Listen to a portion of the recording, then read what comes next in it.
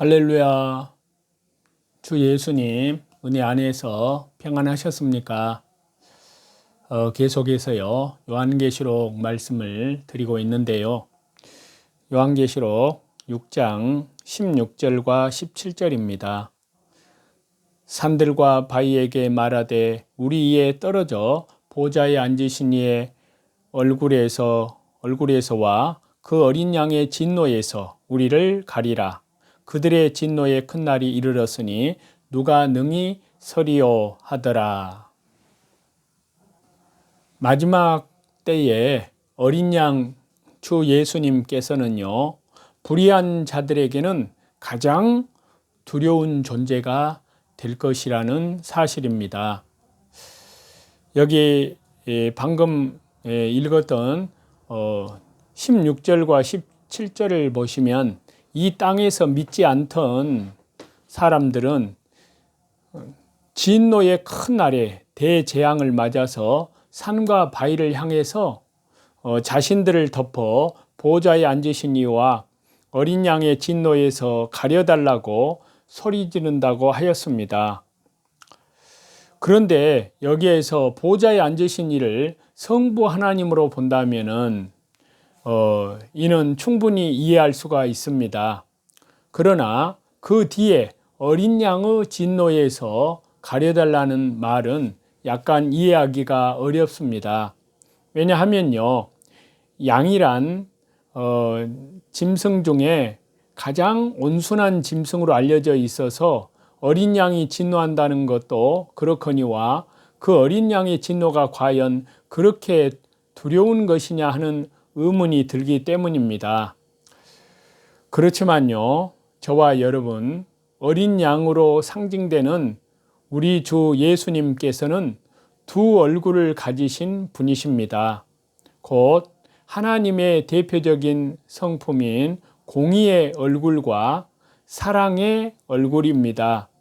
그리하여 주님께서 사랑의 얼굴을 보이실 때는 그야말로 상한 갈대도 꺾지 않으시고 꺼져가는 등불조차도 끄지 않으신다고 구약성경 이사야 42장에 말씀하고 있는데요. 또 오른뺨을 치면 왼뺨도 돌려대실 만큼 온유하고 자비로우신 모습을 보이십니다. 그러나 그러한 사랑을 거절하고 끝까지 하나님께 회개치 않고 불의를 고집하는 자들에게는 공의의 얼굴로 나타나십니다.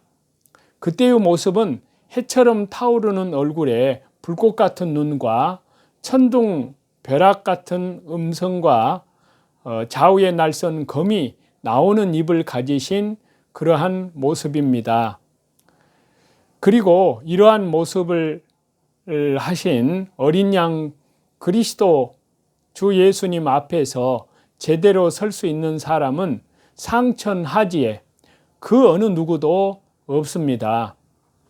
그런데도 일찍이 이 땅의 어리석은 사람들은 인자의 모습으로 오시고 자비와 온유의 얼굴을 하신 주님을 자기들 마음대로 다루고 심지어는 십자가에 못 박기까지 하였습니다. 또한 지금도 세상 사람들은 이러한 주 예수님의 모습만을 기억하면서 복음의 진리를 비웃고 심지어 그리스도의 가르침은 약자와 노예의 도덕에 불과하다는 등의 조롱을 보내기까지 합니다.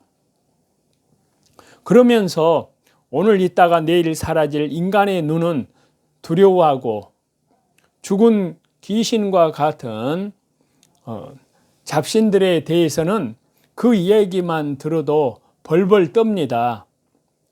그렇지만요 우리 주 예수님이야말로 인간을 비롯한 우주 만물의 창조주로서 인생의 모든 생명과 사망, 화와 복은 물론 귀신들의 미래조차 좌우하시는 참으로 두려운 분이십니다.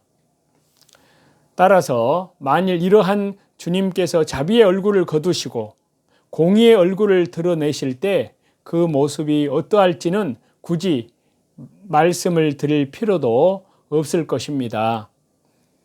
하나님께서 사랑하시는 저와 여러분, 우리는 이러한 말씀을 통해서 저와 여러분이 진정 두려워해야 할 분은 안개와 같은 인생이나 허무한 잡신들이 아니라 지금 이 시간도 우주 만물을 다스리시며 마지막 날 공의와 진리로 심판하실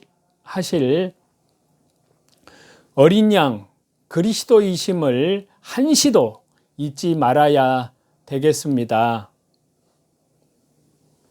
그리하여 세상의 어리석은 사람들처럼 주 예수님의 한 모습만 보며 이성 없는 짐승처럼 행동할 것이 아니라 공의로우신 모습까지 함께 보면서 더욱 근신하고 삼가하는 믿음을 가져야 될 줄로 믿습니다.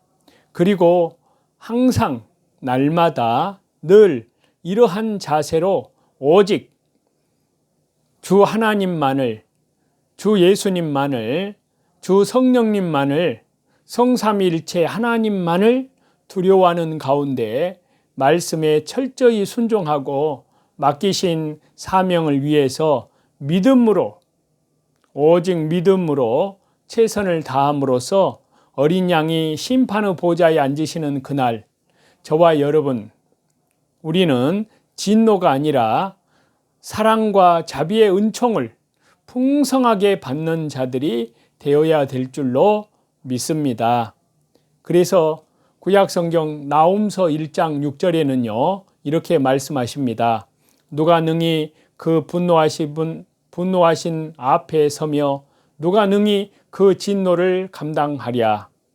그 진노를 불처럼 쏟으시니 그를 인하여 바위들이 깨어지는도다 라고 말씀하시고요. 또 요한복음 3장 36절에는요 아들을 믿는 자는 영생이 있고 아들을 순종치 아니하는 자는 영생을 보지 못하고 도리어 하나님의 진노가 그 위에 머물러 있느니라.